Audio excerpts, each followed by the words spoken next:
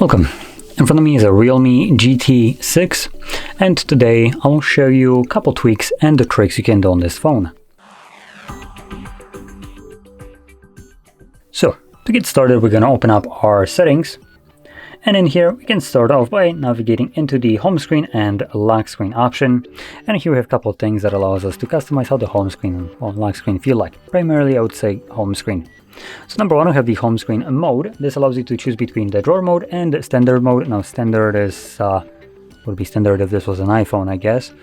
So it basically gives you all the applications smack in the middle of your home screen. Now additionally, we have a couple of toggles right here, like show app suggestions, which, if I'm correct, the app suggestions would be if you were to remove this, and in here there would be a new. Let's try it again. Apparently not.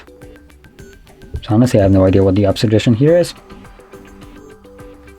So anyway, I'm gonna just kind of glance over that. Anyway, moving on, we have the layout. So here you can make it look like there's more, not make it look like, basically squeeze more applications on your home screen. As you can see, it does shrink them. It changes the grid completely, though it's only showing me the second page, which is like one application, so it doesn't really give good of an insight, but you can see it now on a second page. So this was previously completely filled. We can now squeeze another application in here. Oops. Like so. And obviously you have more space right here, and also so rows and columns so have increased. Now next we have the pull down gesture. This is a one-handed mode, and for people that are interested, you can use this, though I wouldn't recommend it. I am only showcasing this right here for people that really want to utilize this as a phone. Obviously, if you're some people do really like one-handed mode, so you can enable it in the way it supposedly works. I guess it only works here. There we go, as like so. Now I want to be very honest when it comes down to this. Right now it seems to be working just fine, but I have encountered this on other devices where it was very clunky and didn't want to work half of the time, so it made it more infuriating to try to get it to open, and the time that I would have invested to get this to do that, there we go, as you just seen, I could have just done this, for instance, right? So it's supposed to be convenient, but sometimes it just doesn't work as intended. Anyway, moving on into another option, it's going to be the swipe down on home screen. Now by default this is a I believe it should have been shelf, but there's an option that I personally like, which is the notification drawer. So now when you swipe down anywhere on home screen, you get your notifications, so you don't need to reach to the top of your screen to do that anymore, which is a fantastic feature. Now going back to the main settings page, we can now move over to the display and the brightness, and here we have light and dark mode. Obviously I'm using light mode right now, but below that you have the schedule for it. So you can select it so the device will automatically switch between these two modes on a time of day or on a custom timer. Now, scrolling a little bit further down in the display and brightness, we have things like bright HDR video. So it just tries to increase the brightness of HDR video, though I believe this needs to be content that is supported. So for instance, like Netflix, when it's playing HDR, so the device needs to know that it's an HDR to then try to boost it up, though I haven't actually tested it out yet. And scrolling a little bit further down, we have the screen resolution. So here we can select from two different resolutions. We have the high, which is the 2780 by 1264, and then 2376 by 1080p.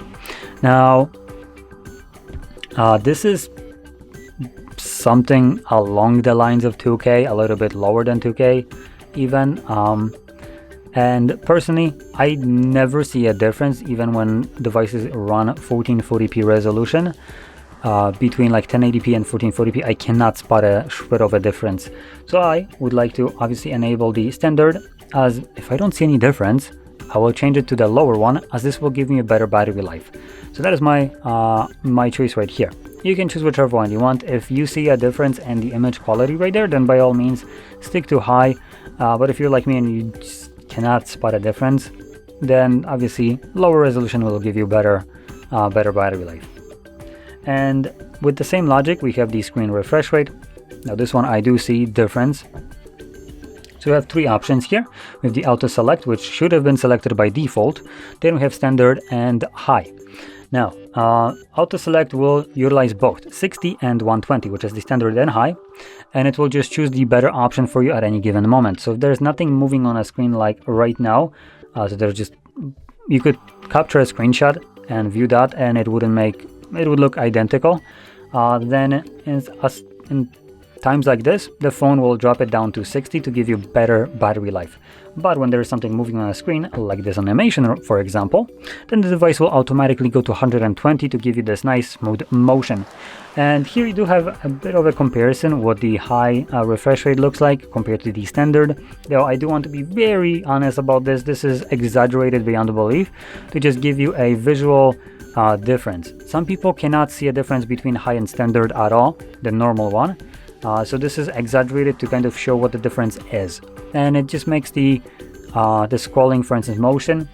When you're scrolling for 1 second, whatever the content will be viewed for, scrolled through 1 second, you would see 120 hertz or frames in that single second, while the standard would show you only 60. Therefore, there is half less frames being displayed to you. So when you're scrolling, for instance, from here to here, right? So let's just say from standard to high, right?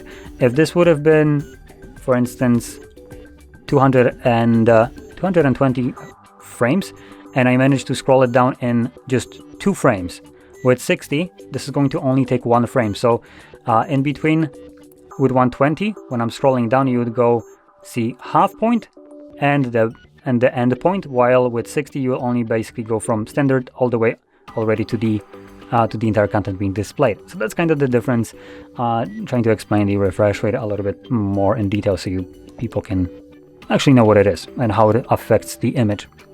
And going back to this after the explanation, so auto will basically give you the best option at any given moment and try to prioritize battery life if it doesn't need to display more frames. Standard will do 60 all the time, so better for battery life, but obviously the content might look more choppy. While high will always run it at 120, and this is the option that I don't recommend using whatsoever, because it only runs at 120, so you don't have that battery saving from times where there is no need for 120. Like right now, there is no need for it to be running at 120, so it's wasting this battery right now to display this many frames, even though for all I could care or see is just a single frame. So I will be selecting auto select, but like I said, for battery purposes, if you want, you can select standard, and also if you don't see a difference between these two modes, again, select standard. Oh boy, that basically put my throat to dry mode. Okay, great. Now, moving to other options, we can now move to notifications and status bar. And this is Realme or Oppo. It's basically the same company, right? So they also have some interesting options in here under status bar, which allows you to basically remove all the clutter from your status bar right here. Fantastic option. Not many devices do use this kind of thing. So a lot of devices just kind of don't have this access.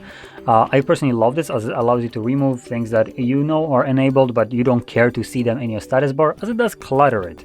And one of those would be Bluetooth. I always have Bluetooth enabled. Same thing goes for me for NFC, so I would like to have that hidden away as I don't care to see it. It's always on. The real-time speed for the network, again, don't care. And you have a couple additional options in here, like the do not disturb mode, which you might use frequently, earphones, alarm clocks, and so on. Go through these, disable them if you don't want them to show up in your status bar because you just don't care to see them, and you're good to go.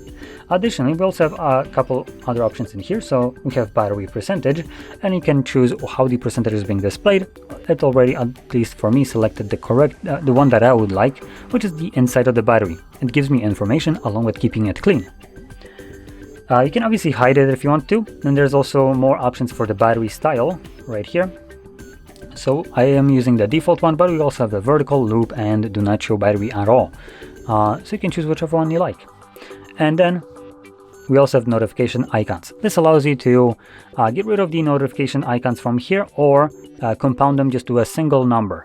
by default you would see 3 different notification icons at a time, kind of like here, but with the number it will only show you the number of notifications, and to see what kind of applications are giving you notifications, you would need to pull down your notification bar, and this would show you the notification itself.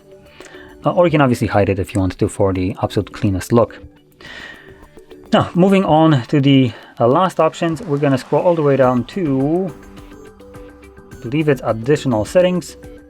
Yep, there we go. System navigation, and here we have the button navigation along with gesture navigation. I personally like the gesture navigation as it's cleaner, and that's kind of what I like to go for. And another thing that Realme adds in here, which is pretty nice, is the hide gesture bar. This just removes the bar from the bottom from being visible, but still retains the same usability as though it is here. And if you never used gestures before, you swipe up to go home, swipe up and hold to go to recent, and swipe from either side to go back. So there we go. Now, with that being said, hopefully you found this video helpful, and if you did, don't forget to smash like, subscribe, and thanks for watching.